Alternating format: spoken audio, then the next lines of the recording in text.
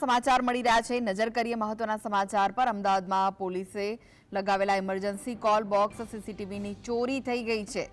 તો મહત્વના સમાચાર મળી રહ્યા છે। ગોમતીપુરના પરમાનંદ ચાલીની બહાર લગાવેલા ડિવાઇસની ચોરી થઈ ગઈ છે। ઇમરજન્સી માટે આ ડિવાઇસ લગાવવામાં આવ્યું હતું। ₹80,000ના ડિવાઇસની ચોરીને લઈને ફરિયાદ નોંધાઈ છે। તો મહત્વના જે સમાચાર મળી રહ્યા છે, ગોમતીપુર પોલીસે ગુનો નોંધી તપાસ હાથ ધરી છે। 80,000ના ડિવાઇસની ચોરીને લઈને ફરિયાદ નોંધવામાં આવી છે। અમદાવાદમાં પોલીસે લગાવેલા ઇમરજન્સી કોલ બોક્સ સીસીટીવીની ચોરી થઈ ગઈ છે।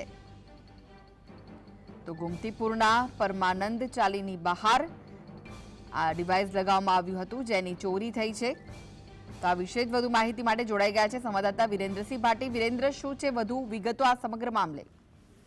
બિલકુલ જે કૃષ્ણા કે અમદાવાદ શહેર પોલીસ દ્વારા જે નિર્ભયા પ્રોજેક્ટ આવેલો છે, તે નિર્ભયા પ્રોજેક્ટની અંતર્ગત ઇમરજન્સી કોલ બોક્સ અમદાવાદ શહેરની અંદર ઠેર ઠેર અલગ અલગ જગ્યાઓ પર લગાવવામાં આવ્યા હતા, જેની અંદર એક ડિવાઇસ ગોમતીપુર વિસ્તારમાં પણ લગાવવામાં આવ્યું હતું। તે ગોમતીપુર વિસ્તારની અંદર પરમાનંદ ચાલી આવેલી છે, તે ચાલીની બહાર એક ડિવાઇસ લગાવવામાં આવ્યું છે। તે ડિવાઇસ ગત મોડી રાત્રિના સમયે ચોરી થયાના હાલ સમાચાર પ્રાપ્ત થઈ રહ્યા છે, તેમજ તે ડિવાઇસ અંતર્ગત જે ચોરી થઈ છે તેની અંદર ગુનો પણ દાખલ કરવામાં આવ્યો છે। ત્યારે હાલ ગોમતીપુર પોલીસે ગુનો દાખલ કરીને વધુ તપાસ હાથ ધરી છે, પરંતુ આ જે નિર્ભયા પ્રોજેક્ટ અંતર્ગત આ ડિવાઇસ લગાવવામાં આવ્યા હતા, તે મહિલાઓની સેફટીને લઈને લગાવવામાં આવ્યા હતા। જ્યારે પણ મહિલા કોઈ સમસ્યા હોય, તેને કોઈ અવરોધ આવી પહોંચ્યો હોય, ત્યારે ઇમરજન્સી બટન દબાવીને તાત્કાલિક પોલીસને જાણ થઈ શકે અને પોલીસ ગણતરીની મિનિટોમાં જગ્યા ઉપર પહોંચી શકે, તે લઈને હાલ લગાવવામાં આવ્યા હતા।